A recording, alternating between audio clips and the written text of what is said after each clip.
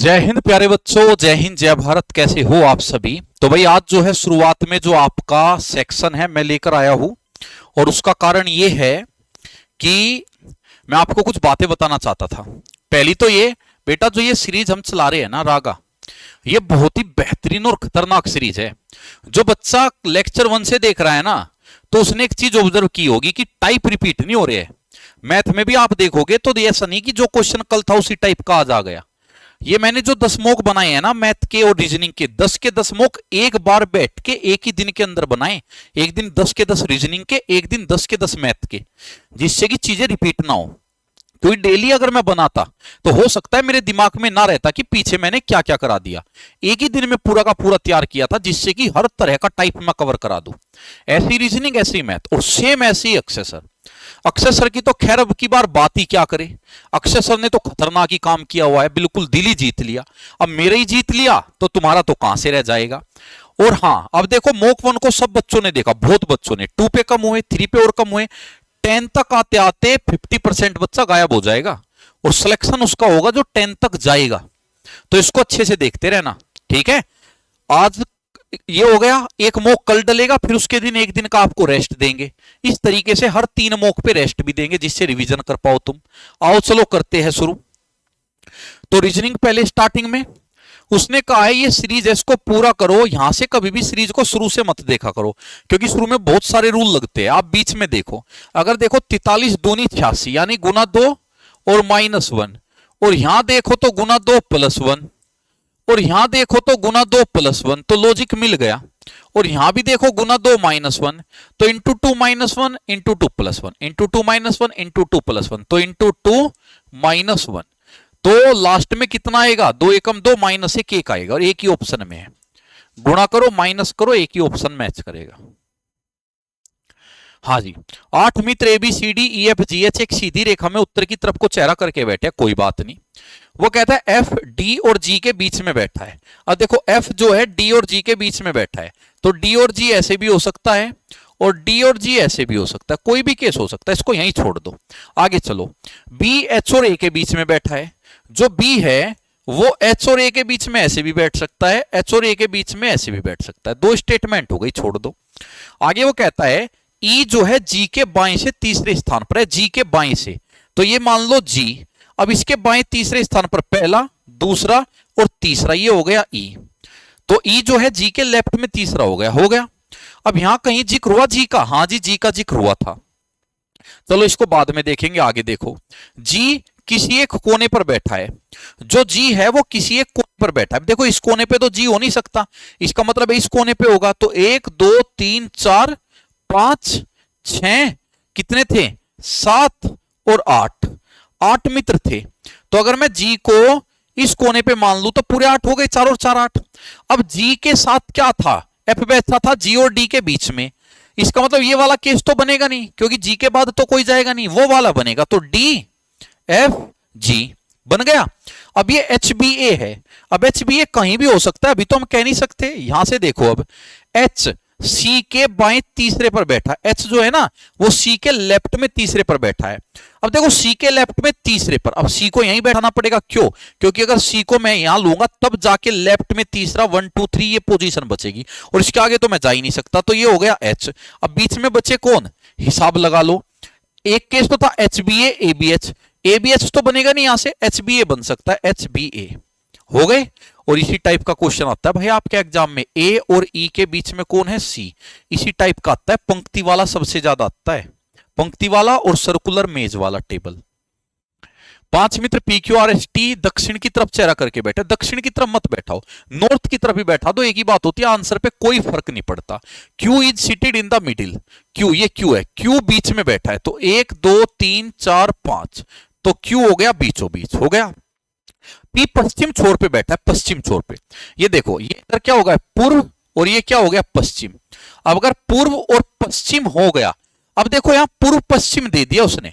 अब अगर पूर्व पश्चिम दे दिया तो अब आपको इनका चेहरा नीचे की तरफ को करना पड़ेगा भाई। अब आपको इनका चेहरा नीचे की तरफ को करना पड़ेगा, क्योंकि पूर्व और पश्चिम लगाना है आपको, ठीक है। अच्छा जी, अब पश्चिम छोर पे बैठा है तो पूर्व इधर होता है, पश्चिम इधर। चलो इसकी जरूरत नहीं, सीधा ही कर सकते हो, पश्चिम इधर होता है। तो पश्चिम हो गया इधर P, पश्चिम छोर पे बैठा है। टी और आर, क्यू के एक और बैठे हैं, क्यू के एक और बैठे हैं टी और आर, तो टी और आर में से कोई भी एक यहां होगा और दूसरा यहां होगा।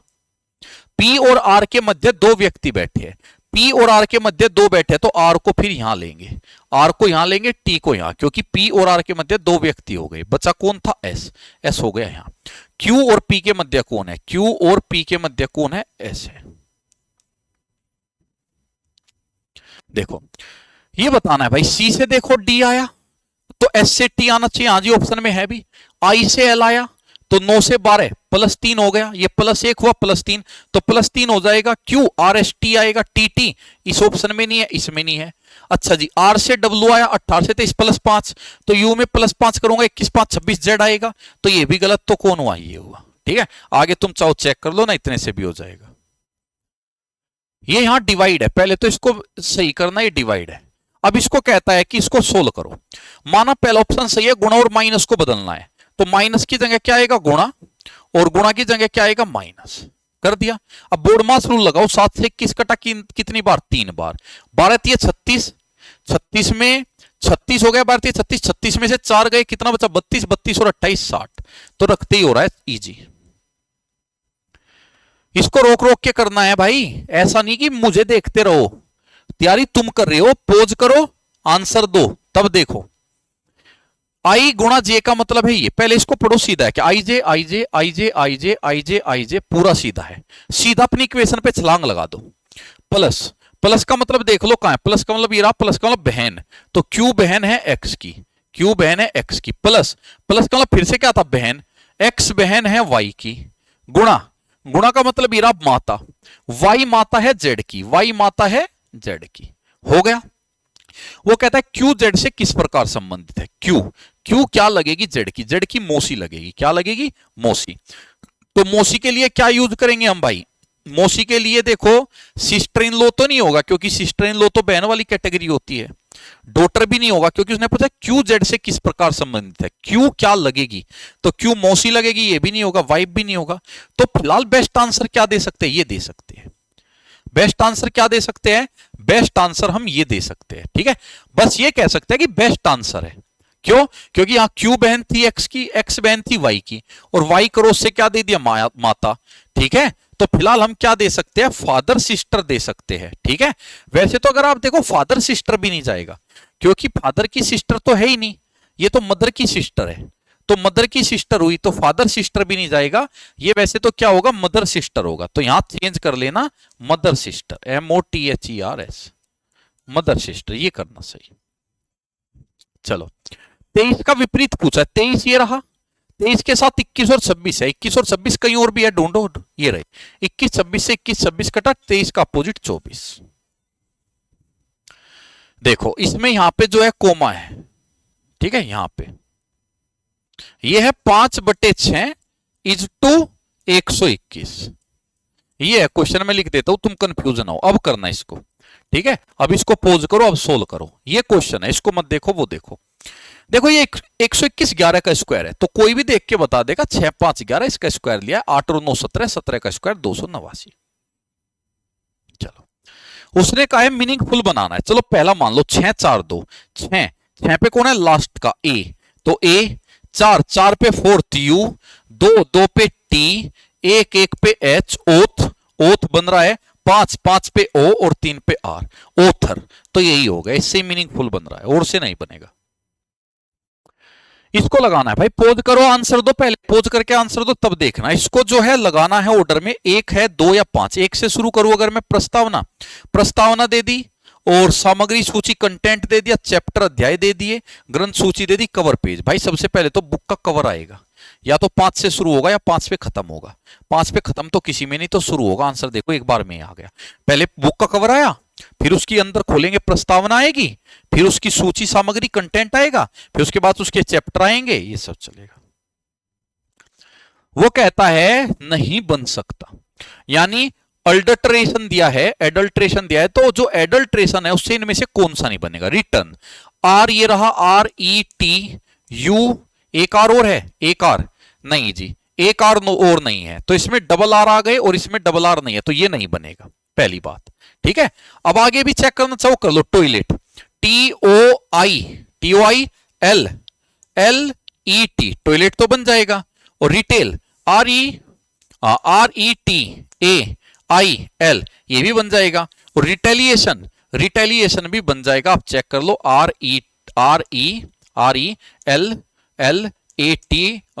और TION बन जाएगा। ठीक है, तो यही गड़बड़ है, ये आंसर है, ये नहीं बनेगा।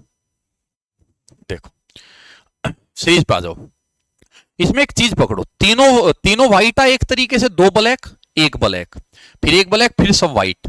अब देखो सब व्हाइट के बाद फिर दो ब्लैक आते हैं, यहां भी देखो सब व्हाइट था, सब व्हाइट, दो ब्लैक आएंगे, दो ब्लैक यहां नहीं है, बाकी सब में दो ब्लैक है। इसके बाद देखो स्ट्रक्चर देखो, अभी बताओ ये टी जो है, टी यहां से घुमा 135 यहां आया, फिर 135, फिर 135, फिर 135, अब 135 बीचों बीच आएगा, बीचों बीच यहां नहीं है, इन तीनों में बीचों बीच है। स्ट्रक्चर देखो, ये टी समान है, एक जैसा है, तो अगले वाला टी ऐसा आएगा, ऐसा, तो बीचों बीच ऐसा आएगा, तो ये गलत हुआ। अब ये देखो ट्रायंगल सीधा, पतंग सीधी, तो ये पंचभुज नीचे की तरफ आएगा, नीचे की तरफ आएगा, तो ये गलत, 4 हो गया। चलिए नेक्स्ट देखो, इसमें देखो ट्रायंगल ऊपर को नीचे को, फिर ऊपर नीचे, ऊपर अब नीचे की तरफ ट्रायंगल आएगा, नीचे की तरफ यहां नहीं है, बाकी सब में है। पोजीशन देखो, ट्रायंगल यहीं उल्टा हो गया, फिर ऊपर गया, फिर ऊपर गया, यहीं उल्टा हो गया। अब ट्रायंगल जो है या तो आएगा नीचे ही आएगा फर्स्ट पे, या तो बीच में या फर्स्ट पे। चलो देखते हैं। अब देखो सी जो है ऊपर गया था, ऊपर से सी बीच में आया, ऊपर से बीच में आया, तो ट्रायंगल भी बीच में आएगा। फिर सुनो, ट्रायंगल ऊपर यहीं नीचे, फिर बीच में, फिर ऊपर, फिर वहीं बदल गया, अब बीच में आएगा, आएगा बीच में, और बीच में भी उल्टा आएगा नीचे की तरफ को, तो बीच में आएगा, बीच में यहां नहीं है और यहां नहीं है, बचे दो। सी ऊपर को खुला, नीचे को खुला, ऊपर को खुला, नीचे को खुला, ऊपर को खुला, अब नीचे को खुलेगा, नीचे को खुलेगा ये। पोज करो, आंसर दो पोज करके। देखो भाई, अगर मैं इसको चीजों को देखूं तो मैं ये देखता हूं, ये वाला चला गया यहां लास्ट में, तो यहां भी जो बीच में होगा ये वाला लास्ट में, तो यहां एन होगा, तो एन तो भाई इसमें नहीं है, बाकी सब में है, पहली बात। दूसरी बात, एरो गया यहां बीच में, तो ये वाला जो भी होगा यहां बीच में जाएगा, तो यहां चाबी होगी, तो यहां चाबी देखूं तो इसमें नहीं है।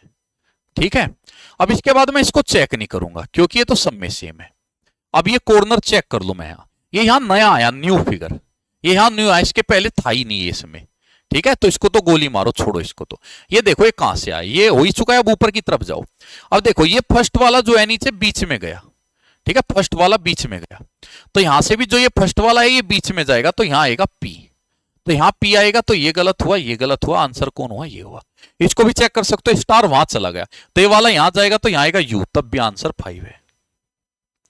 नेक्स्ट देखो, अब इसमें ये देखो, ये जो पत्ती है ये 45 डिग्री घूम रही है, देखो 45 डिग्री घूमी, यहां आई ना, उसके आगे फिर आगे वाली जुड़ गई, तो यहां तो 45 घूमी। अभी देखो कितनी पत्ती थी, एक आधी आधी दो थी, अब ये 45 घूमी और 2.5 हो गई ना।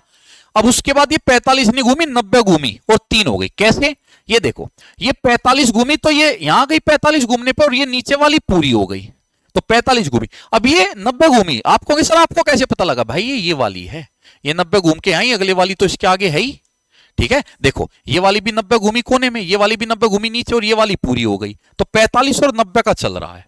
ठीक है, अब एक बात बताओ, ये वाली कितनी घूमनी चाहिए, 45, ये वाली कितनी, 90, ये वाली 45, और फिर ये वाली फिर 90, ऐसे चलना चाहिए। अब अगर मैं इस वाली को 45 घुमाऊं तो ये तो आ जाएगी ऐसे कोने में, और इसके साथ एक आधी पत्ती और आएगी, तो कोने में अगर ये आएगी मतलब यहीं घूमेगी 45, यहीं घूमेगी 45, तो इसकी चोंच जो है ऐसे कोने की तरफ मिलेगी, तो कोने की तरफ चोंच जो है इनकी तो नहीं है, और इसमें ये इसलिए गलत, इसमें कुछ जुड़ा नहीं, इसमें देखो इसमें जुड़ रहा है, ये सही होगा। ठीक है, ये बनी। अब इसके बाद फिर आगे 90 घूमेगी, अब जब ये 90 घूमेगी तो 90 घूम के यहां जाएगी, देखो ये यहीं गई, 45 90 45 90। चलो मैथ पे आ जाओ भाई, मैथ को देखो, वो कहता है एक दुकानदार अपनी वस्तु को 40% छूट देके बेचता है, माना 100 MP था, 60 में बेच दी, फिर भी उसको 20% का लाभ हो जाता है। यदि दुकानदार एक वस्तु के लिए कितने क्रय मूल्य का भुगतान करेगा, यानी वस्तु का कॉस्ट प्राइस बताओ, यदि अंकित मूल्य 2400 है। एक बात बताओ, आंसर किस में पूछा, रुपीज में। अगर रुपीज में पूछा है तो रुपीज से ही शुरू करो, अगर परसेंट में पूछा होता तो मैं एमपी को 100 मानता, और क्वेश्चन को करना शुरू कर देता। लेकिन इसने रुपीज में पूछा है तो मैं एमपी को 2400 से शुरू करूंगा। मैं क्यों मानू एमपी को 100, जब मुझे एमपी दिया है तो एमपी कितना दिया 2400। 2400 पे डिस्काउंट कितना है 40%, तो कितने में बेच दिया 60 में बेच दिया, तो ये आया एसपी। तो 60 में बेच दिया, तो ये 00 से 00, तो ये आपका 0 6 चौक 24 4 और 6 दूनी 12 और 2 14, 1440 आ गया एसपी। अब इसमें भी इसको कितना फायदा हुआ भाई, इसको 20% का भी लाभ होता है, 20% का लाभ होता है। अब अगर इसने एसपी इतना आया इसका एसपी और अभी भी इसके अंदर कितने परसेंट का लाभ है 20% का लाभ है, तो ये वैल्यू कितने परसेंट की हुई, ये वैल्यू 120% की हुई, पढ़ाया हुआ है सारा। अब आप कहेंगे सर क्यों हुई, अरे भाई उसने 1440 में बेचा और 20% का फिर भी लाभ कमाया ना, इसका मतलब है कितने की वैल्यू है 120% की वैल्यू, किसका 120 सीपी का। क्यों, क्योंकि उसने सामान को 1440 में तो बेच दिया फिर भी 20% कमा रहा है, तो अगर 20% लाभ लिया तो 100 में जोड़ के हम कहेंगे 120% पे बेचा हुआ है सीपी का। बस आ गया सीपी, तो सीपी आ गया 6/5 बराबर 1440। 6 से कितना 6 दूनी 2 4 चौक और 24 पंजे 120, 1200 रुपए। अब मैंने इसी मेथड से क्यों कराया, क्योंकि भाई मैंने इसी से पढ़ाया है। रेशो मेथड का यूज मैंने इसलिए नहीं किया, उससे मैंने अभी आपको ये पढ़ाया नहीं था, ये मैंने यूट्यूब पे पूरा पढ़ाया हुआ है चैप्टर आपको, वहां पे मैं इसी से पढ़ाया तो वही मेथड बताया। देखो, एक आदमी 64 किलोमीटर प्रति घंटा की गति से स्कूटर द्वारा एक निश्चित दूरी जाता है और फिर 16 की स्पीड से वापस भी आता है। एवरेज स्पीड बताओ। एवरेज स्पीड का फॉर्मूला अगर नहीं पता तो याद रखना 2xy upon x plus Y. ठीक है, जब डिस्टेंस सेम हो, जब डिस्टेंस सेम हो, अगर डिस्टेंस सेम है तो ये फॉर्मूला सीधा लगा दो। 2x पहली स्पीड कितनी 64, दूसरी 16 और बटे 64 प्लस 16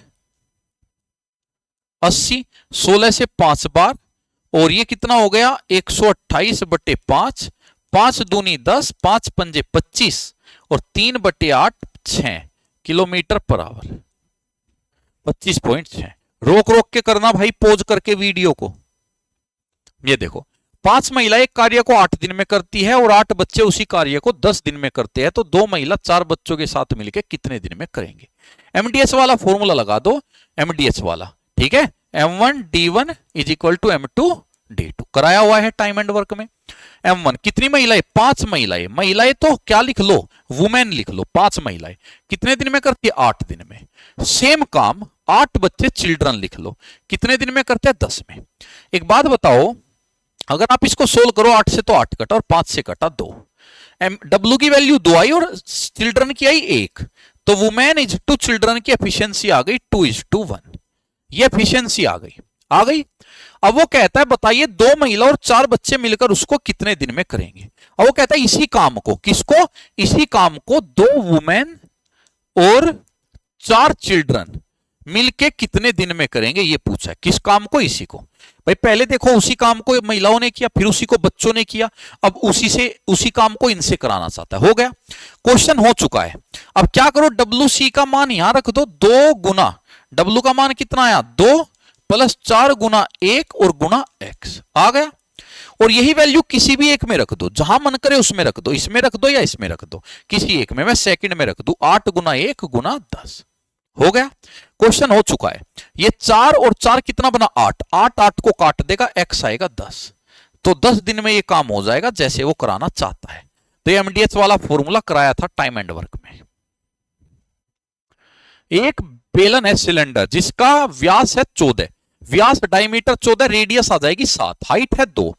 इसका वक्र पृष्ठीय क्षेत्रफल यानी लेटरल सरफेस एरिया LS से और कुल पृष्ठ क्षेत्रफल यानी टोटल सरफेस एरिया का योग बताना है। देखो भाई, तो योग क्या होगा 2 पाई RH, एक तो ये हो जाएगा, प्लस 2 पाई RH प्लस R, फॉर्मूला लिखवाया हुआ है, ये LS से और ये TS से, पूरा फॉर्मूला लिखवाया हुआ है।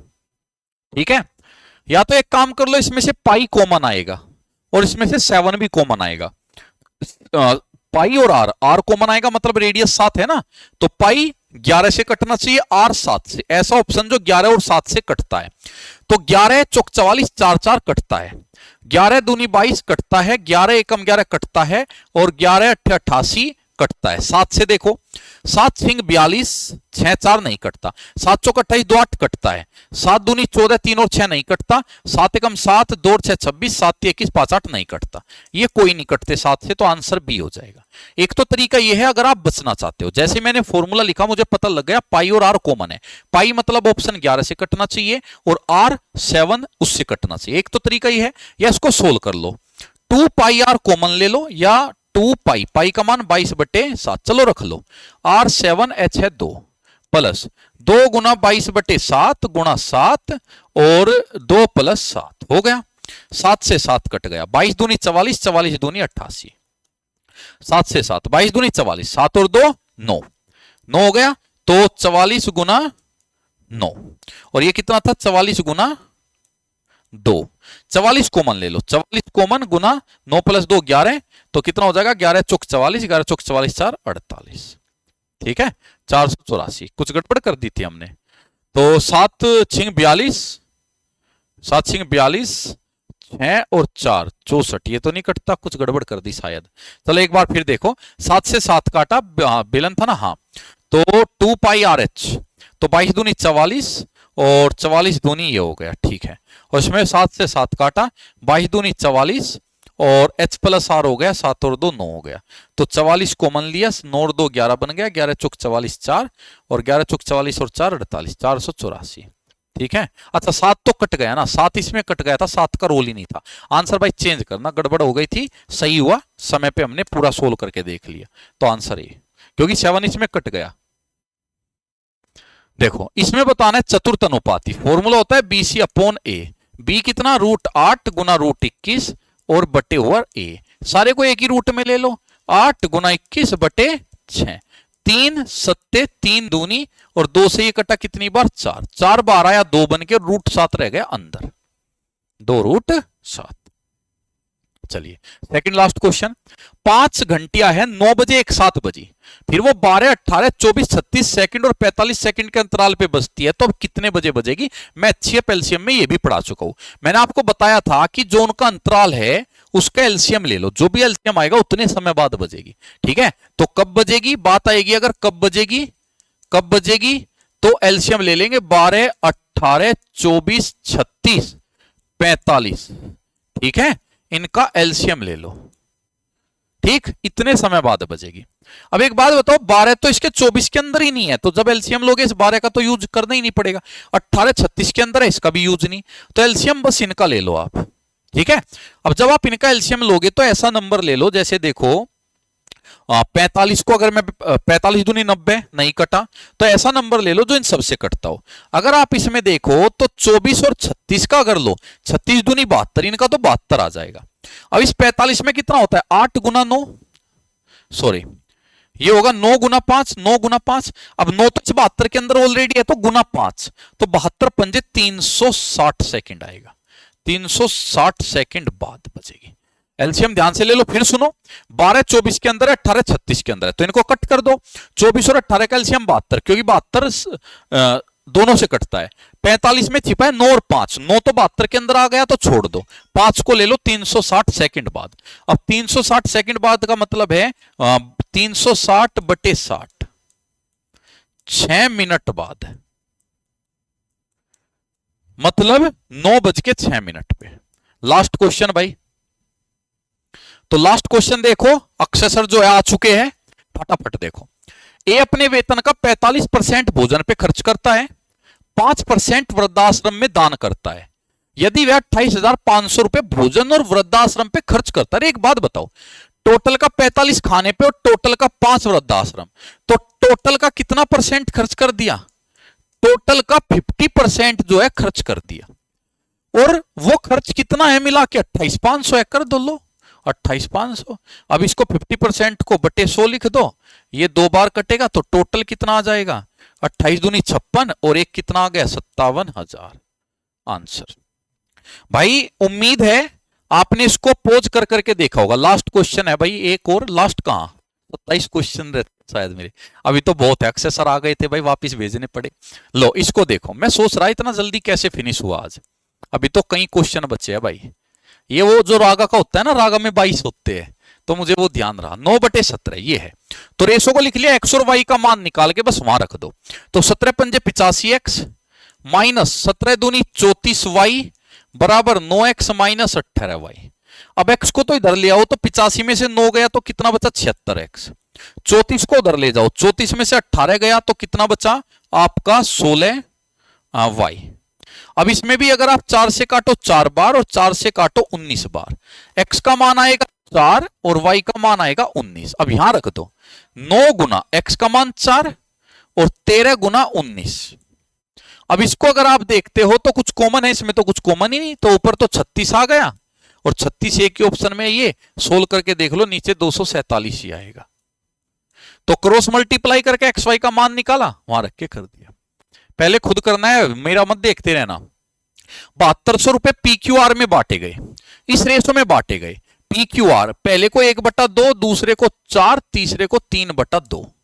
पहली बात तो ये बताओ, रेशो आपका भाई फ्रैक्शन में नहीं होता। नीचे 2 है तो 2 की गुणा सब में कर दो, 2 की यहां करो 1, 2 की इसमें करो 8, 2 की इसमें करो 3।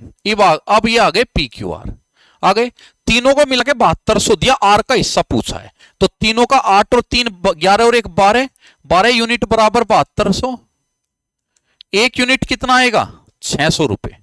अगर 1 यूनिट 600 आया तो किसका हिस्सा पूछा, आर यानी इसका, तो गुणा 600, 1800 रुपए आंसर। ठीक है, ये रहा।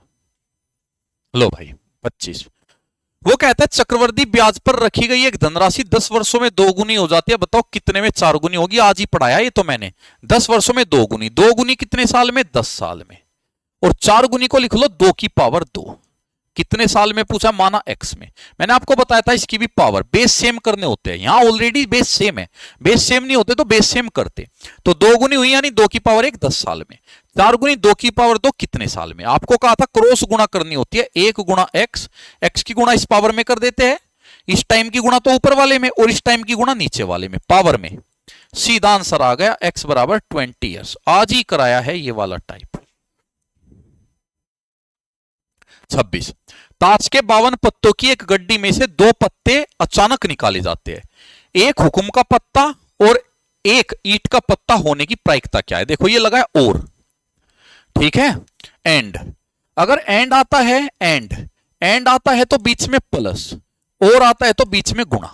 अगर वो कह देता पत्ता जो है हुक्म का हो या किसका हो, एक पत्ता हुक्म का हो या फिर पत्ता ईंट का हो, तो पत्ता हुक्म का हो या ईंट का हो तो गुणा आती है, और अगर एंड दे दिया और तो प्लस आता है। अब देखो वो कहता है एक पत्ता तो हुक्म का हो, तो हुक्म के कितने पत्ते होते हैं 52 में से 13 पत्ते हुक्म के होते हैं 52 में से।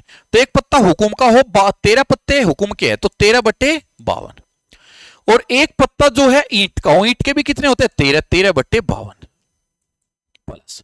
कहता या तो हुक्म का हो कि एक पत्ता निकाला, अभी तो 2 निकाले। अगर वो कह देता एक पत्ता निकाला, या तो वो हुक्म हो या वो ईंट हो, या तो हुक्म हो या ईंट, और वाले केस में यहां क्या आ जाता, फिर आपका गुणा आ जाता। ठीक है, लेकिन फिलहाल केस कौन सा है, या का। अभी केस है और का, एंड वाले केस में प्लस आता है। ये मैं कराऊंगा आपको, चैप्टर बाकी है। 1/4 प्लस 1/4 आंसर कितना आ गया आपका, हाफ। ऐसा क्यों हुआ, क्योंकि नीचे आता है टोटल आउटकम। एक पत्ता निकला 52 में से, तो नीचे 52, क्योंकि 52 में से हुक्म का हो तो 13 चांस है हुक्म का निकलने के, तो 52 में से 13 चांस है कि हुक्म का निकल जाए, 52 में से 13 चांस है ईंट का निकल जाए, और प्लस करके आंसर। लास्ट क्वेश्चन लो भाई। चलो अक्षय सर भाई आपके सामने बस आने वाले हैं।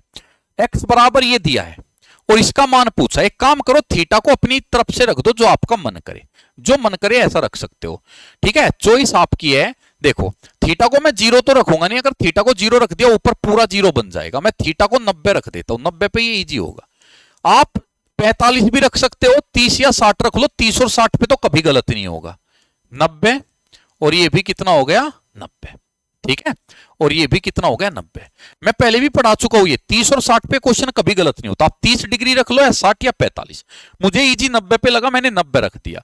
जब 90 यहां रखूंगा साइन 90 क्या होगा 1, तो x बराबर 2 गुणा 1, कोस 90 0 और साइन 1, तो x का मान आ गया 2/2, 2/2 यानी 1 आ गया। ठीक है, अब यहां पे देखो cos 90 तो 0 और ये 1 1 और 1 2, तो इसका मान पूछा है, तो इसका मान आया 2/2, तो 1। ठीक है, अब 2/2 इसका मान आया 1, अब 1 ही आया किसका, x का, तो इसका मतलब क्या है, इसका मतलब तो ये इसका आंसर x होना चाहिए। अब इसमें x भी और 1/x भी फंस गए, क्योंकि x भी 1 देगा 1/x भी 1 देगा, इसीलिए मैंने कहा था अगर एक बार में करना है तो 30 या 60 रखो, कभी गलत नहीं होगा। 90 वाले के इसमें ऐसा हो सकता है कि ऑप्शन जो है मैच कर जाए। ठीक है, क्लास के अंदर भी बताया था। तो आप इसमें क्या है, कुछ और रख सकते हो, 45 रख लो, चलो तो थीटा को 45 रख लेते हैं। तो पहले तो x का मान देख लो क्या आएगा, 2 गुना 1/√2, और नीचे आ गया 1 + 1/√2 + 1/√2, तो x हो गया √2। यहां पे चलो ऐसे ही लिख लो, 2/√2 ऊपर लिख लो, नीचे भी एलसीएम ले लो √2।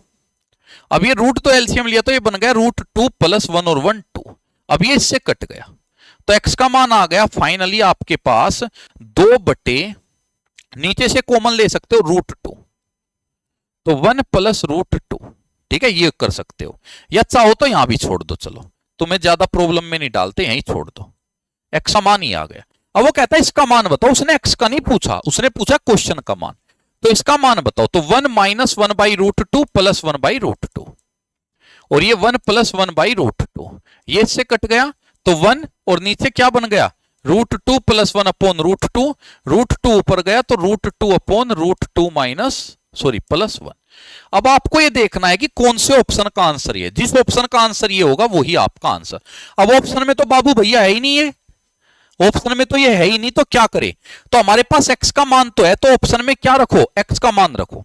अब अगर मैं ऑप्शन में x का मान ये वाला मान यहां रख दूं, सपोज करो मैं b पे ही रख दूं, ठीक है, b पे रख दूं, तो यहां पे आंसर ही नहीं आ गया, कैसे, इसको सोल्व करो, देखो इसको लिख सकते हो √2 × √2, और इसमें √2 कॉमन नीचे, तो √2 + 1, एक √2 से √2 कट गया, ये जो है ये और ये जो है सेम टू सेम नहीं, और अगर ये सेम टू सेम है तो इसका जो आंसर आएगा, इसका जो आंसर आएगा वही आएगा जिसका रिजल्ट ये है, और ये किसका रिजल्ट है, चलो पीछे चलो चलो चलो चलो चलो चलो चलो, किसका रिजल्ट है, x का। इसका मतलब है इस क्वेश्चन का आंसर ये और ये सेम है रिजल्ट, तो इसका रिजल्ट है x। अगर इसका रिजल्ट x है तो इसका मतलब है इस क्वेश्चन का आंसर भी x है। वैल्यू पुटिंग मेथड है, कराया हुआ है।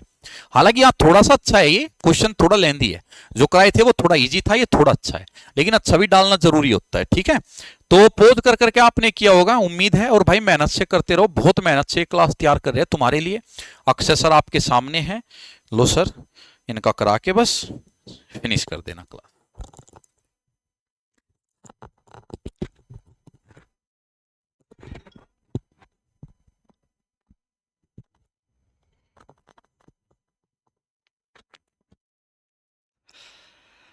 हाँ भाई, तो 3 से 4 क्लास हो गई थी आपकी, तो एक ही पैटर्न चल रहा था, पहले जीके उसके बाद फिर रीजनिंग और मैथ। तो आज थोड़ा सा पैटर्न चेंज किया ताकि आपको भी थोड़ा मजा आए कि पहले मैथ और रीजनिंग को पढ़ लेते हैं, उसके बाद फिर जीके। ठीक है, तो स्टार्ट कर लेते हैं सेशन को। पहला क्वेश्चन देखिएगा यहाँ से, चलिए पहला क्वेश्चन है भाई आपके लिए आज, ये क्वेश्चन रखा गया किसका, चरक। चरक किसके दरबार में प्रसिद्ध चिकित्सक थे, तो चरक के बारे में पूछा गया है। हाँ जी सर, ठीक, हाँ जी। तो चरक किसके दरबार में प्रसिद्ध चिकित्सक था, तो चरक किसके दरबार में था भाई, तो चरक सभी को पता है, ये तो कनिष्क के दरबार में था। किसके दरबार में, कनिष्क के दरबार में था। तो कनिष्क के दरबार में ये तो सभी को पता है, लेकिन इसके दरबार में और भी व्यक्ति थे, तो पूरा का पूरा आज कुषाण वंश से कनिष्क का संबंध है, पूरा कुषाण वंश यहीं खत्म कर देते हैं। तो कुषाण वंश में चलिए, कुषाण वंश कब से कब तक चला, पहले तो ये बात, ये 25 एडी से लेकर 375 एडी तक चला है। इसके पश्चात इसका संस्थापक पूछा जाता है, फाउंडर कौन था, तो फाउंडर कुजुल कडफिसिस रहा, जिसने 25 एडी से लेकर 85 एडी तक शासन किया। इनका पुत्र विम तख्तु, उसके बाद फिर विम कडफिसिस, उसके बाद फिर कनिष्क। विम कडफिसिस का पुत्र था कनिष्क, यानी कि किसका, कुजुल कडफिसिस का पोता हुआ करता था। तो उसके बाद फिर यहां से क्वेश्चन कनिष्क के बारे में पूछा जाता है, या यहां से ये क्वेश्चन भी एक बार पूछ लिया था, एसएससी ने पूछ लिया था किनपुदा, आखिरी शासक कुजो, ये आपका कुषाण वंश का आखिरी शासक कौन था, तो किनपुदा था, और जिसने कब तक 350 से 375 एडी तक शासन किया। अब कनिष्क इसका सबसे महत्वपूर्ण शासक रहा, तो कनिष्क के बारे में बहुत सारी बातें जाननी है। कनिष्क की उपाधियां, कनिष्क को एक तो द्वितीय अशोक, दूसरा देवपुत्र शाहने-शाही भी कहा जाता है। केवल देवपुत्र भी लिख के आया है, एक बार देवपुत्र शाहने-शाही पूरा नाम लिख के आया है। इसके बाद फिर यहां से कनिष्क के बारे में, कनिष्क के दरबार में दरबारी कौन थे, दरबारी विद्वान कौन थे, पाशर, अश्वघोष, वसुमित्र, नागार्जुन, चरक और ये मथारा। अश्वघोष, वसुमित्र, नागार्जुन और चरक, ये चार पूछे गए हैं एग्जाम में आज तक। तो अश्वघोष क्या थे, साहित्यकार, चरक और नागार्जुन साहित्यकार, चरक क्या थे, राजवैद थे, जिन्होंने लिखी चरक संहिता। चरक संहिता भी पूछी जाती है, और इनके द्वारा बुद्ध चरित्र और इनका सौंदरानंद, ये दोनों इनकी कृतियां पूछी है अश्वघोष की। इसके बाद फिर कनिष्क ने कौन सा शक संवत किसने चलाया था, इंपॉर्टेंट मार्क कर लेंगे, 78 एडी के से शुरू किया था किसने, कनिष्क ने। कि 78 एडी से हमारा संवत शुरू होता है, शक संवत जिसे हम बोलेंगे। और कनिष्क ने भारत के लिए सिल्क मार्ग का भी क्या किया था, यहां से पदार्पण किया था। तो आंसर क्या गया आपका, कुषाण वंश से संबंधित है चरक।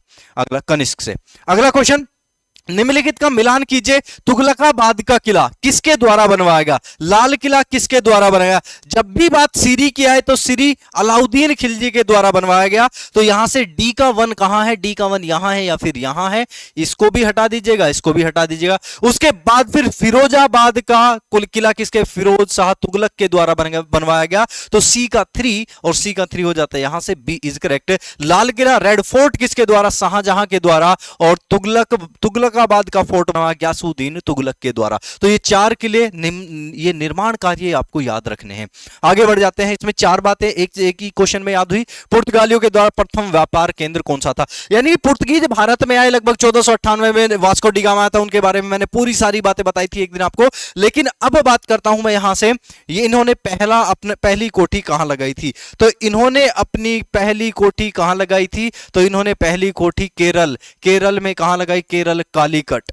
जमोरिन के दरबार में आया था और वहीं पर कालीकट में इन्होंने अपनी पहली कोठी लगाई थी। तो आज सारे के सारे यूरोपियों की पहली कोठी देख लेते हैं। प्रथम फैक्ट्री जो सफल फैक्ट्री थी वो यूरोपीय कौन आए, पुर्तगीज आए। पुर्तगीज आए थे 1598 में, लेकिन इनकी पहली फैक्ट्री कब लगाई गई, 1500 में मालाबार कोस्ट कालीकट में लगाई गई फर्स्ट फैक्ट्री। उसके बाद फिर डच आए, इन्होंने डच कब आए, 1603 में आए थे, वैसे 1600 में बोला जाता है, लेकिन 1605 में इन्होंने मसूलीपट्टनम आंध्र प्रदेश वाले क्षेत्र में अपनी पहली सफल फैक्ट्री लगाई, व्यापारिक कोठी। उसके बाद फिर ब्रिटिशर्स आए, ब्रिटिशर ने 1613 सर थॉमस रो कहां जाते हैं, ये आपके जहांगीर के दरबार में जाते हैं, कैप्टन हॉकिंस। उसके बाद 1644 का युद्ध लड़ते हैं और उसके बाद सूरत में पहली फैक्ट्री लगाते हैं, सफल व्यापारिक कोठी लगाते हैं गुजरात। उसके बाद डेनमार्क आए, डेनमार्क 1616 में आए, लेकिन उन्होंने अपनी पहली फैक्ट्री टैंकूबार 1620 में लगाई, टैंकूबार में। उसके बाद फिर फ्रेंच आए और फ्रेंच 1664 में भारत में आए थे और इन्होंने अपना पहला कारखाना 1668 में कहां लगाया, सूरत, जहां पर ब्रिटिशर्स थे। तभी इनके मध्य क्या होते हैं, युद्ध होते हैं।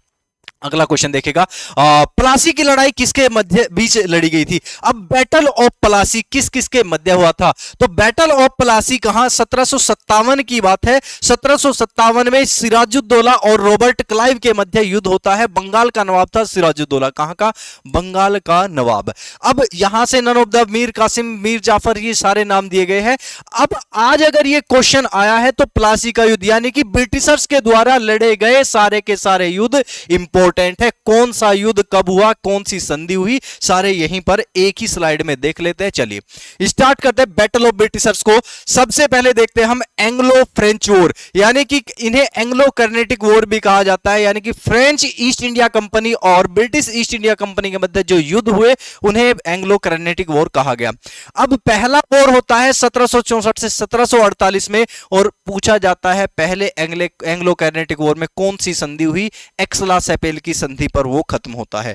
इसके बाद फिर दूसरा second Anglo Carnatic war Pondicherry की संधि पर खत्म होता है। तीसरा कब से कब तक हुआ, तीसरा 1757 से 1763 के बीच लड़ा गया और संधि होती है पेरिस की संधि पर खत्म होता है। ये तीन एंग्लो कर्नेटिक वॉर या एंग्लो फ्रेंच। उसके बाद स्टार्ट होते हैं यहां से Anglo Maratha war. Anglo Maratha war पहला कब से कब तक 1775 से 1782 तक लड़ा गया, और यहां पर किसके साथ? मराठों के साथ। सूरत, ये सूरत की संधि से स्टार्ट होता है और सालबाई की संधि पर जाकर खत्म होता है। ये दो संधियां किसमें? एंग्लो मराठा, पहला एंग्लो मराठा वॉर। दूसरा एंग्लो मराठा वॉर 1803 से 1805 के बीच में चलता है और संधि होती है बेसिन की संधि। कौन सी? बेसिन। उसके बाद फिर तीसरा एंग्लो मराठा वॉर 1817 से 1819 तक चलता है और पूना की संधि पर जाकर खत्म होता है। तो एंग्लो मराठा वॉर में सालबाई, सूरत, बेसिन और पूना की संधि याद रखनी है। एंग्लो फ्रेंच वॉर में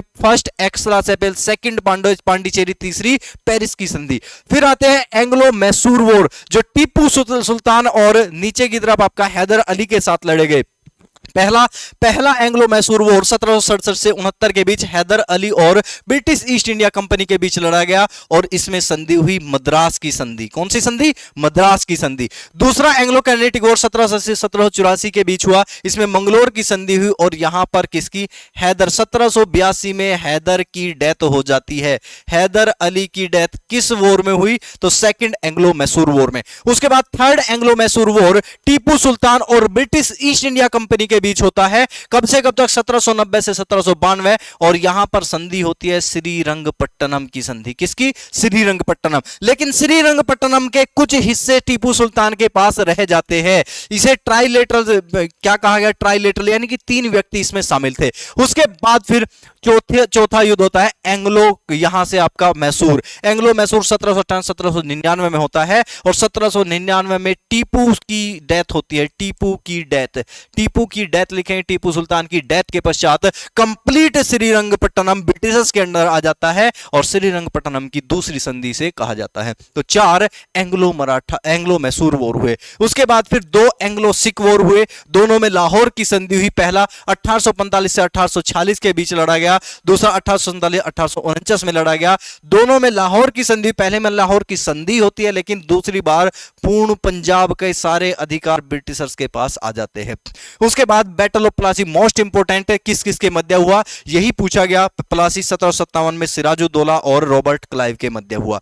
उसके बाद फिर यहां से बैटल ऑफ बक्सर 1764 में बैटल ऑफ बक्सर का रिजल्ट आता है और किसके मध्य? ये हेक्टर मुनरो। साथ में वर्सेस कौन था? अवध का नवाब सुजाउद्दौला, बनारस का नवाब बलवंत सिंह और बंगाल का नवाब मीर कासिम। इन तीनों की क्या थी? कंबाइंड सेना थी और लड़े किसके साथ? हेक्टर मुनरो के साथ, और हेक्टर मुनरो जीत जाता है बक्सर के युद्ध में और भारत में द्वैध शासन डयार्की शुरू हो जाता है। और उसके बाद एंग्लो बर्मी वॉर, नॉट सो इंपोर्टेंट लेकिन इनको भी देख लेना है कब कब एंग्लो बर्मा वॉर हुए थे। आगे बात करते हैं। नेक्स्ट क्वेश्चन है the Arya Samaj was founded by. Arya Samaj की स्थापना किसने की थी? तो आर्य समाज की स्थापना करने वाले व्यक्ति का नाम था स्वामी दयानंद सरस्वती। 1875 में स्वामी दयानंद सरस्वती ने आर्य समाज की स्थापना की। तो आर्य समाज की स्थापना आपने देख ली। क्या और भी क्वेश्चन बन सकते हैं? सोशल रिलीजियस रिफॉर्म का क्वेश्चन है, तो सारे के सारे सोशल रिलीजियस रिफॉर्म एक ही स्लाइड में खत्म करेंगे। अब तो यहां से सामाजिक धार्मिक सुधार आंदोलन सारे के सारे देखें। स्टार्ट कहां से होता है? ये राजा राम मोहन रॉय से होता है और राजा राम मोहन रॉय को क्या कहा जाता है? इन्हें कहा जाता है भारत में पुनर्जागरण का पिता, राजा राम मोहन रॉय। इन्होंने 1815 में आत्मीय सभा, 1828 में ब्रह्म समाज की स्थापना की। उसके बाद फिर 1809 की बात, इससे पहले ही 1809 में युवा बंगाल आंदोलन चलाया गया कि हेनरी विवियन डेरोजियो के द्वारा। प्रार्थना समाज 1867 में आत्माराम पांडुरंग के द्वारा। 1875 में आर्य समाज दयानंद सरस्वती के द्वारा। उसके बाद फिर 1849 में यहां से आपका परमहंस मंडली की स्थापना की थी मेहताजी दुर्गाराम और दादोबा पांडुरंग ने। 1827 में सत्य शोधक समाज, मोस्ट इंपोर्टेंट मार्क करेंगे, महात्मा ज्योतिबा फूले के द्वारा। वैसे तो सारे ही इंपोर्टेंट लिखे लेकिन ये मोस्ट इंपोर्टेंट हो जाता है। सेवा सदन आंदोलन बहराम जी मालाबारी के द्वारा 1885 में चला गया। न्याय आंदोलन सी मुदलियार, टी.एम. नायर और पी त्यागराज जी के द्वारा चलाया गया। आत्मसम्मान आंदोलन ये ई रवा स्वामी नायर के द्वारा। वहाबी आंदोलन मोस्ट इंपोर्टेंट, मुस्लिम धर्म के लिए जो ये क्या थे? मुस्लिम धर्म के आंदोलन थे, मुस्लिम धर्म के लिए वहाबी अलीगढ़। उसके बाद अलीगढ़ आंदोलन सर सैयद अहमद खान इनका नाम था। इन्होंने 1857 में किसकी? ये AMU की स्थापना की थी। इसके बाद फिर यहां से theosophical society, most important mark करेंगे, थियोसॉफिकल सोसाइटी भारत के बाहर स्टार्ट हुई यूएसए में, कर्नल अल्काट और मैडम व्लावस्की के द्वारा यह आंदोलन चलाया गया। उसके बाद फिर यह पारसी धर्म से संबंधित है। किस धर्म से? पारसी धर्म से धार्मिक सुधार आंदोलन का संबंध है। रहनुमाए मजदयासन, इसके यहां पर कौन कौन रहे थे? यहां से दादा भाई नौरोजी, फरदौनजी, एस कामा, के कामा, एस बंगाली, ये क्या थे? इनके द्वारा ये रहनुमाए मजदयासन एक आंदोलन चलाया गया था। तो ये क्या थे? सामाजिक धार्मिक सुधार आंदोलन। भारत के सारे इंपोर्टेंट याद कर लेने हैं आपको। नेक्स्ट, इसके बाद फिर the idea of parliamentary form of government is adapted from, सरकार के संसदीय रूप का विचार कहां से लिया गया? अब सरकार के संसदीय रूप का विचार कहां से? ये आपका किसी का कमेंट भी था सर, सोर्स ऑफ कॉन्स्टिट्यूशन के बारे में बताया गया, तो सोर्स ऑफ कॉन्स्टिट्यूशन आ गया। कहां से लिया गया? तो सरकार में ये ब्रिटेन से। कहां से लिया? ब्रिटेन, अमेरिका, आयरलैंड, रूस, इनसे कौन कौन सी बातें ली गई? सारी की सारी बातें एक ही स्लाइड में खत्म करते हैं, आपका ये दर्द खत्म हो जाता है। संविधान के स्रोत, लगभग 70% हिस्सा कहां से आया? 1935 के अधिनियम से आया, जिसमें से पहले लिख रहे इंपोर्टेंट पूछा, राज्यपाल का कार्यकाल 1935 का अधिनियम, आपातकाल के उपबंध ये 1935 का अधिनियम से, न्यायपालिका 1935 के अधिनियम से लिया गया। तीनों इंपोर्टेंट। बात आती है ब्रिटेन की, तो ब्रिटेन से यहां से पार्लियामेंट्री, यही क्वेश्चन पूछा गया आपसे, पार्लियामेंट्री सिस्टम, तो संसदीय प्रणाली, एकल सिंगल सिटीजनशिप, एकल नागरिकता ब्रिटेन से, द्विसदनीय विधायिका यानी कि द्विसदनीय यानी कि लोकसभा और राज्यसभा वाली विधायिका, तो ये भी ब्रिटेन से। उसके बाद फिर रिट, आर्टिकल 32 रिट जारी करने की शक्ति ब्रिटेन से, कैबिनेट प्रणाली ब्रिटेन से। अब यूएसए की तरफ मार्क करते हैं, मूव करते हैं यहां से। संघीय सरकार, सबसे ज्यादा पूछा जाता है मौलिक अधिकार कहां से लिए गए? अमेरिका से। उपराष्ट्रपति का पद कहां से लिया? अमेरिका से। इंपीचमेंट कहां से लिया गया? अमेरिका से। न्यायिक समीक्षा कहां से लेगी? ये अमेरिका से। इंपीचमेंट और मौलिक अधिकार मोस्ट इंपोर्टेंट। उसके बाद आयरलैंड मोस्ट इंपोर्टेंट, ज्यादा बार पूछा गया क्वेश्चन, डीपीएसपी कहां से। उसके बाद राज्यसभा के सदस्यों का जो नॉमिनेशन है, 12 सदस्यों का नॉमिनेशन राष्ट्रपति करता है राज्यसभा में, वो कहां से? वो आयरलैंड के संविधान से लिए गए। ऑस्ट्रेलिया, उसके बाद ऑस्ट्रेलिया में बढ़ते हैं। ऑस्ट्रेलिया से प्रस्तावना की भाषा, लैंग्वेज ऑफ द प्रियम्बल लिया गया। संवर्ती सूची यानी कि हमारा जो 7वां शेड्यूल है उसमें कॉन्करेंट लिस्ट है वो लिया गया। और ज्वाइंट सिटिंग यानी ज्वाइंट सिटिंग क्या होती है? आपकी एक साथ जो बैठते हैं राज्यसभा और लोकसभा दोनों को एक साथ, संयुक्त बैठक जिसे कहा जाता है, आर्टिकल नंबर 108 में है। उसके बाद जर्मनी से आपातकाल नहीं भाई, आपातकाल तो कहां से? 1935 से। लेकिन आपातकाल में मौलिक अधिकारों की सख्ती कैसे कम होती है, यह लिया गया है जर्मनी के वीमर से। उसके बाद कनाडा से राज्यपाल की नियुक्ति, संघवाद यानी कि फेडरलिज्म, यह पूछा जाता है। उसके बाद यूएसएसआर से सबसे ज्यादा पूछा गया क्वेश्चन, डीपी क्या लिया गया? ये फंडामेंटल ड्यूटी, मौलिक कर्तव्य। फ्रांस से लिया गया है ये आपका डेमोक्रेसी, गणतंत्र। उसके बाद स्वतंत्रता, समानता, बंधुता, ये लिबर्टी। उसके बाद इक्वालिटी, उसके बाद फ्रेटर्निटी, ये कहां से? फ्रांस से लिए गए हैं। तो फ्रांस से फ्रेटर्निटी याद रखेंगे। तो ये थे आपके सोर्स ऑफ कॉन्स्टिट्यूशन। नेक्स्ट आगे बात करते हैं, which of the following is which often not a fundamental right। अच्छा, which of the following is which of not a, ये which often not a, चलिए ये गलत लिखा है, इंग्लिश में गलत है। यहां से निम्नलिखित में से कौन सा मौलिक अधिकार नहीं है, ये लिखा जाएगा। Which of the following is not a fundamental right. Fundamental right कौन सा? Which of the is not, which of हटाएंगे, नॉट अ फंडामेंटल राइट। यहां से राइट टू इक्वालिटी, समानता का अधिकार, बिल्कुल भाई। समता का अधिकार कहां से? आर्टिकल नंबर 14 से लेकर 18 तक, यही तो बताया गया। और क्या बताया गया? स्वतंत्रता का अधिकार, हाँ 19 से लेकर 22 तक स्वतंत्रता का अधिकार है। राइट टू, शोषण के विरुद्ध अधिकार, आर्टिकल नंबर 23 एंड 24 ये है। उसके बाद फिर 25 से 28 तक ये धार्मिक स्वतंत्रता है। कैसी है? धार्मिक स्वतंत्रता है। धार्मिक स्वतंत्रता के बाद फिर 29 और 30 में 29-30 में ये आपका सांस्कृतिक स्वतंत्रता है। क्या है? सांस्कृतिक स्वतंत्रता किसके? SC/ST के लिए। आर्टिकल सारे बता देता हूं। 32 में क्या है भाई? रिट है। 32 में रिट है। 34 में पूछा जाता है आपसे मार्शल लॉ। क्या पूछा जाता है? मार्शल लॉ पूछा जाता है। सारे यही कवर कर लिए। अब बात आती है शोषण के विरुद्ध अधिकार। यहां से क्या नहीं था? ये आपका राइट टू प्रॉपर्टी अब नहीं है। ये हुआ करता था, ये 31 में हुआ करता, आर्टिकल 31 में हुआ करता था, लेकिन 44th कॉन्स्टिट्यूशनल अमेंडमेंट एक्ट जो कब हुआ? 1978 में हुआ, इसके द्वारा इसे 31 को हटा दिया गया और कहां ले जाया गया? इसको 300A में ले जाया गया। अब ये क्या है? 300A में ये एक लीगल राइट हो जाता है। तो आंसर डी। नेक्स्ट, इसके बाद फिर in case the president wishes to resign, to whom he is to address his resignation letter। राष्ट्रपति त्याग पत्र देना चाहे तो अपना त्याग पत्र किसे दे सकता है? तो उपराष्ट्रपति को दे सकता है। वो किसे दे सकता है भाई? उपराष्ट्रपति को अपना त्याग पत्र दे सकता है।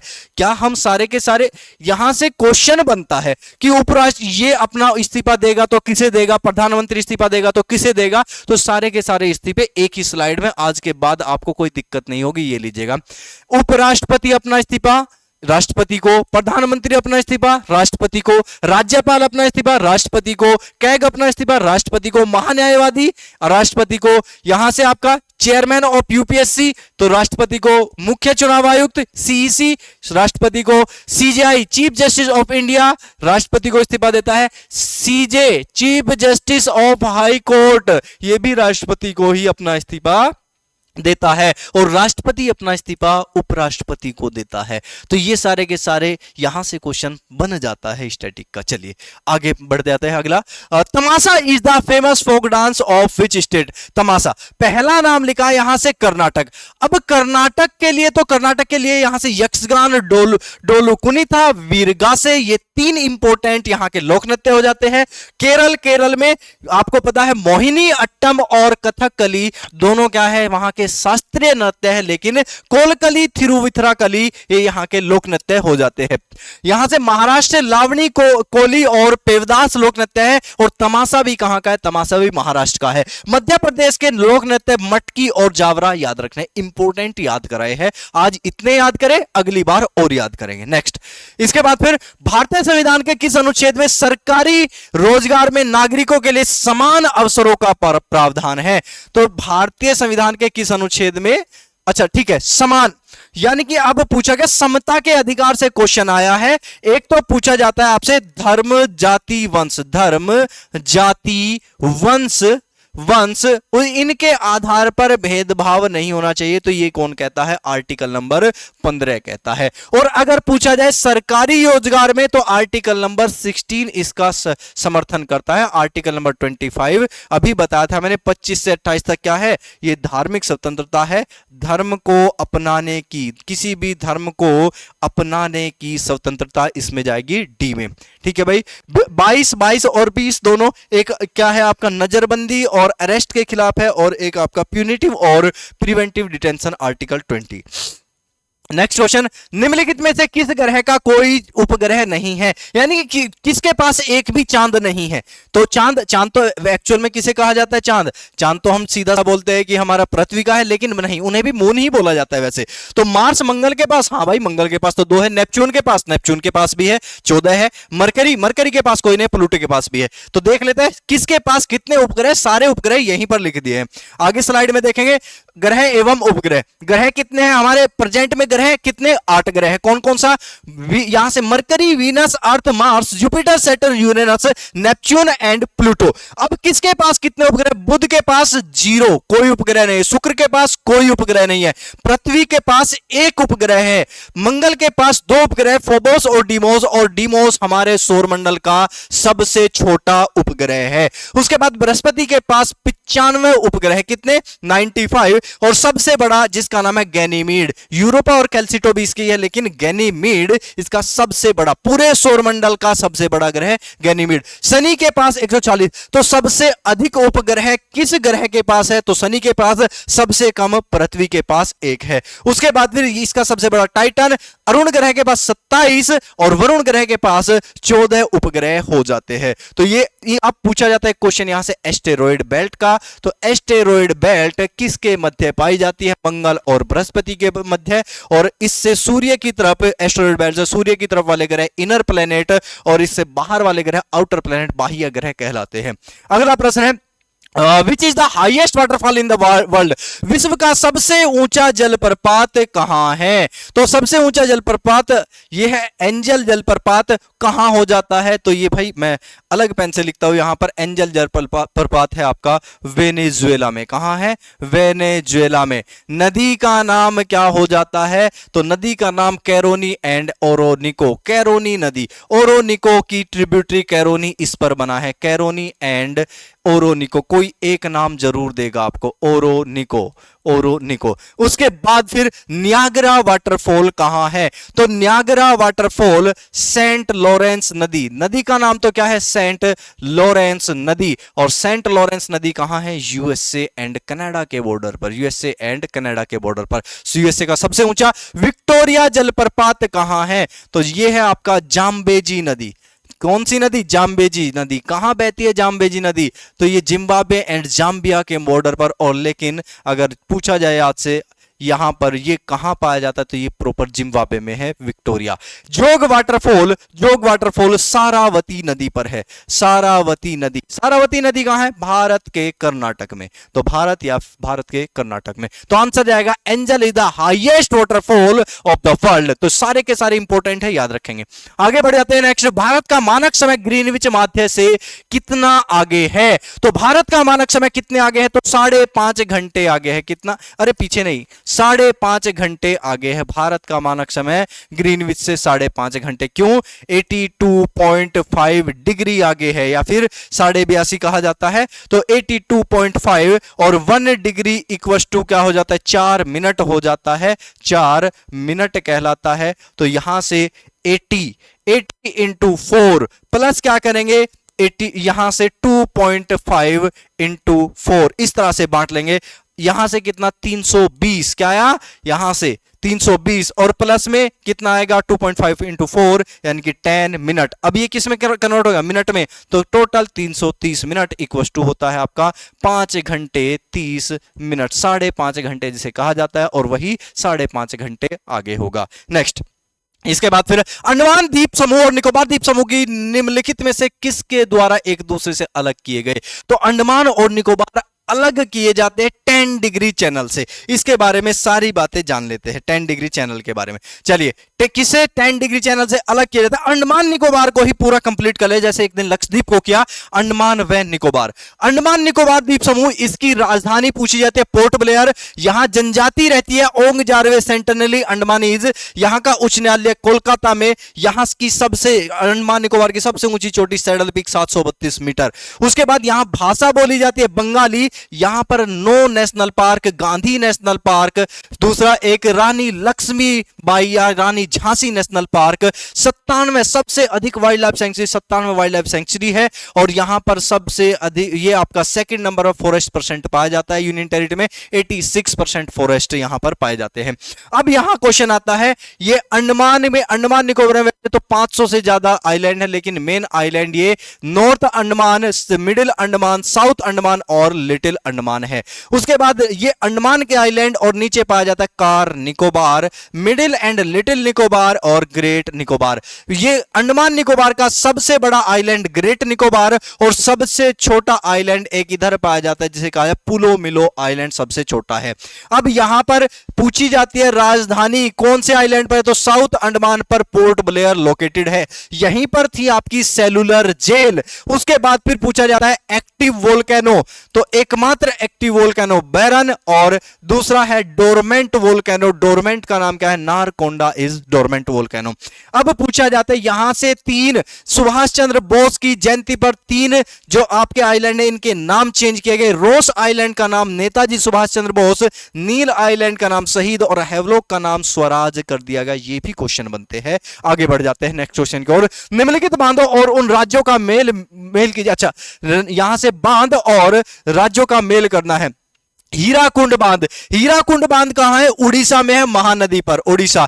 एक आ गया टू। मैटूर बांध, मैटूर बांध कहां है? तमिलनाडु में है, कावेरी नदी पर। तो ए का 2, बी का 4, ए का 2, बी का 4, ए का 2, बी का 4, B is correct answer. Ravishankar या फिर इसे क्या भी कहा जाता है?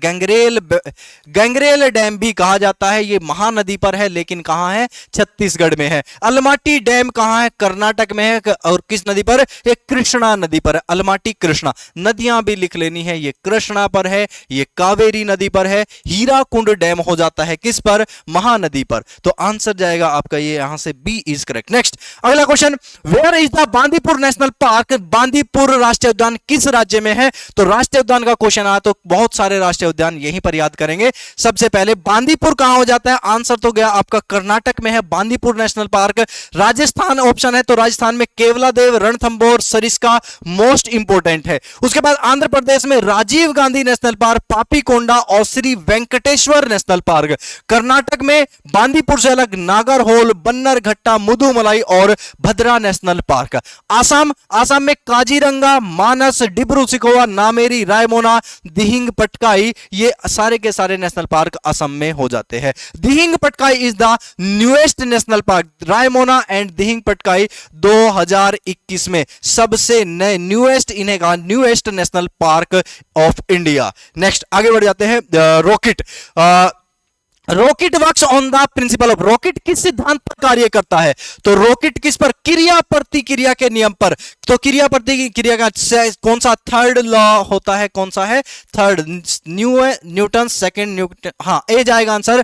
तीसरा नियम, तीसरे नियम को क्या कहा जाता है? क्रिया प्रतिक्रिया का नियम। ये क्रिया प्रतिक्रिया का नियम, क्रिया प्रतिक्रिया, एक्शन रिएक्शन, क्रिया प्रतिक्रिया का नियम। अगर दूसरा पूछा जाए, दूसरे को क्या कहा जाता है? फर्स्ट, पहला कौन सा है? पहला है आपका लॉ ऑफ इनर्शिया, यानी कि जड़त्व का नियम। जड़त्व यानी कि इनर्शिया लिखा जाता है, इनर्शिया, लॉ ऑफ इनर्शिया, जड़त्व का नियम। दूसरा ये संवेग का नियम है। कैसा है? संवेग यानी कि मोमेंटम जिसे कहा जाता है, मोमेंटम परिवर्तन पर आधारित है, तो मोमेंटम यहां से संवेग परिवर्तन। आर्किमिडीज ऑप्शन में आया है, आर्किमिडीज, तो आर्किमिडीज किस पर? उत्प्लावन बल पर कार्य करता है। ये आपका बियॉन्ड फोर्स लगता है। कोई भी पानी की बकेट में आप किसी वस्तु को डुबाएंगे तो उस पर जितना वस्तु ऊपर से प्रेशर लगाते इतना ही प्रेशर नीचे से ऊपर की ओर लगता है वस्तु पर, उसे उत्प्लावन बल कहा जाता है। आर्किमिडीज सिद्धांत पर वर्क करता है, यानी कि बर्फ का टुकड़ा नीचे पिघलता है, कितना पिघलता है, ये आर्किमिडीज सिद्धांत है। नेक्स्ट आगे, helium gas is used to balloons instead of hydrogen gas because it is, gas के गुब्बारे में हाइड्रोजन गैस की जगह हीलियम का प्रयोग किया। क्यों किया जाता है? क्योंकि हीलियम एक अक्रिय गैस है, ये क्या नहीं करती? ये क्रिया नहीं करती है, तो ये अदाह्य है, नॉन कंबस्टिबल है। और जबकि दाह्य हो जाती है कौन सी? हाइड्रोजन। हाइड्रोजन अगर भर दी गई तो वो जैसे ही संपर्क में आएगी दूसरी गैस की तो वो क्या कर जाएगी? रिएक्शन कर जाएगी, लेकिन हीलियम रिएक्शन नहीं करती है। तो आंसर सी। नेक्स्ट, जन्म के बाद मानव के किस ऊतक में कोई कोशिका विभाजन नहीं होता है? तो सबसे पहले यहां से ऊतक पूछा गया है। तो ऊतक कितने प्रकार के ऊतक पाए जाते हैं? देखिएगा, ऊतक पाए जाते हैं आपका, एक तो यहां से पाया जाता है कनेक्टिव। कैसे टिश्यू पाए जाते हैं? कनेक्टिव यानी कि संयोजी ऊतक। कौन से ऊतक है भाई? संयोजी ऊतक है। कोशिका विभाजन किस ऊतक में? कनेक्टिव है। दूसरा मस्कुलर, कैसा? मस्कुलर टिश्यू पाए जाते हैं, मस्कुलर, इसे इन्हें कहा जाता है आपका मांसपेशीय ऊतक। कैसा?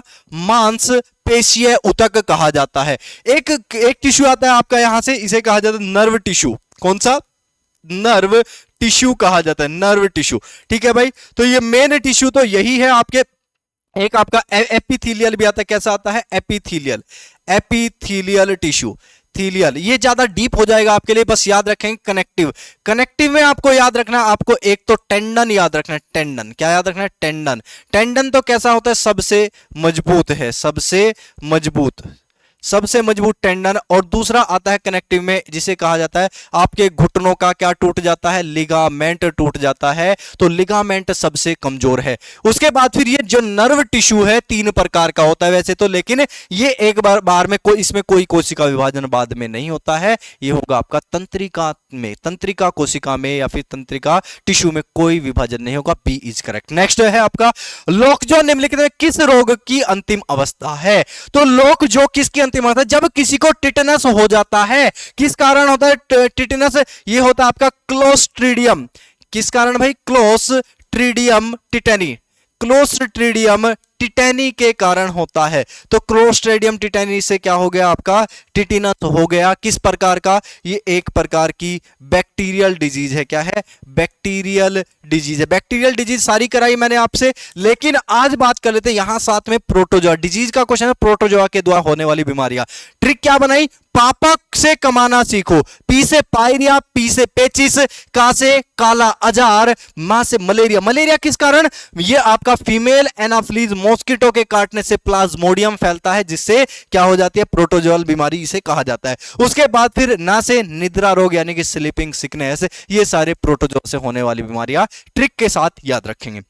अगला प्रश्न दिया गया आपके लिए, डीवीडी क्या है, तो डीवीडी को डिजिटल वीडियो डिस्क कहा जाता है, या फिर इसे क्या भी कहा जाता है, डिजिटल, ये डिजिटल है note digital, digital versatile disc भी कहा जाता है। क्या कहा जाता है, digital versatile, digital versatile disc के नाम से भी जाना जाता है। तो कोई एक होगा ऑप्शन, ये बी वाला करेक्ट है, यहां डिजिटल है note digital. Next question, who has the first posthumous recipient of Bharat Ratna, और भारत रत्न का क्वेश्चन मैं किसी सेट में आपको करा के आया हूं, तो वहां से मरणोपरांत भारत रत्न की उपाधि लाने वाला पहला व्यक्ति कौन था, तो मरणोपरांत किसे मिला था, ये लाल बहादुर शास्त्री को मिला था। कब, 1966 में Lal Bahadur Shastri is correct answer. Next, headquarter of world health organisation are situated at, विश्व स्वास्थ्य संगठन का मुख्यालय कहां है, तो WHO का मुख्यालय कहां हो जाता है, तो WHO का मुख्यालय, एक चीज मैं बता देता हूं आपसे, यहां से आपका WHO हो, WMO हो, WTO हो, ठीक है भाई, या फिर WIPO हो, WIPO, जिनकी शुरुआत W से होगी और जो O पे जाके खत्म होगा, सारे के सारे कहां लगाएंगे, आंख बंद करके कहेंगे इनका हेडक्वार्टर जेनेवा स्विट्जरलैंड में होगा। W से शुरू, O पर खत्म, तो जेनेवा स्विट्जरलैंड, बात खत्म, ठीक है भाई। तो यहां से आंसर क्या जाएगा, जेनेवा इज करेक्ट। बाकी सारे के सारे एक बार बहुत इंपॉर्टेंट जो पूछे जाते हैं इनके बारे में देख लेते हैं। वर्ल्ड ऑर्गेनाइजेशन का एक टॉपिक है, सम इंपॉर्टेंट ऑर्गेनाइजेशन। पहला, वर्ल्ड बैंक और IMF, वर्ल्ड बैंक और इंटरनेशनल मॉनेटरी फंड, इन दोनों की स्थापना 1944 में, और इनका हेडक्वार्टर वॉशिंगटन DC में है। कहां, वॉशिंगटन DC। दूसरा, यूनाइटेड नेशन ऑर्गेनाइजेशन UNO की स्थापना 1945 में, और इसका हेडक्वार्टर कहां, न्यूयॉर्क में, UNO New York. United Nation children's fund ये आता है आपका UNCF, तो UNCF का ये आपका कहां हो जाता है, हेडक्वार्टर न्यूयॉर्क में हो जाता है, 1945 में स्थापना हुई थी। World health WHO, world health organisation Geneva Switzerland. WTO, world trade organisation, यहां से जेनेवा स्विट्जरलैंड। यहां से एक और लिखेंगे WMO, वर्ल्ड मीटरोलॉजिकल, ये आपका ऑर्गेनाइजेशन, ये आपका कहां, जेनेवा स्विट्जरलैंड। उसके बाद United Nation education scientific and cultural organisation, ये आपका UNISI, क्या बोला जाता है इसे, UNISC बोला जाता है। UNISC का हेडक्वार्टर कहां है, ये पेरिस फ्रांस में 1945 में स्थापना हुई। एशियान क्या है, यहां से आपका 1970 जकार्ता इंडोनेशिया। सार्क कंट्रीज, इसका हेडक्वार्टर कहां, काठमांडू में। ब्रिक्स में 5 कंट्रीज, इसमें इस 2015 में स्थापना हुई, और संघाई में इसका ये क्या है, हेडक्वार्टर ही पूछे जाता है। एशियन डेवलपमेंट बैंक, ये मनीला फिलीपींस में इसका हेडक्वार्टर है। North Atlantic treaty organisation NATO का हेडक्वार्टर ब्रुसेल्स। ये आपका FAO, food and agriculture organisation, Rome Italy. जहां भी बात फूड की होगी तो आंखें बंद करेंगे, फूड का कहां होगा, इटली में होगा, रोम में होगा। बस W से शुरू, O से खत्म, या फूड इटली में, और बाकी आपका WO वाला कंसेप्ट जेनेवा में। बाकी सारे याद कर लीजिएगा। आगे बढ़ जाता है अगला question, which of the following festival pair is not correct, कौन सा फेस्टिवल, अब त्योहार का क्वेश्चन, 4 त्योहार यहीं खत्म हो जाते हैं। चलिए, गुड़ी पड़वा महाराष्ट्र समझ, हाँ गुड़ी पड़वा महाराष्ट्र का त्योहार है। बैसाखी, बैसाखी तो कहां का, बैसाखी पंजाब का त्योहार है, कहां का, पंजाब का, तो आंसर जाएगा बी। छठ पूजा बिहार में, बिल्कुल भाई। दुर्गा पूजा वेस्ट बंगाल में, ये भी करेक्ट है, तो answer B is correct answer.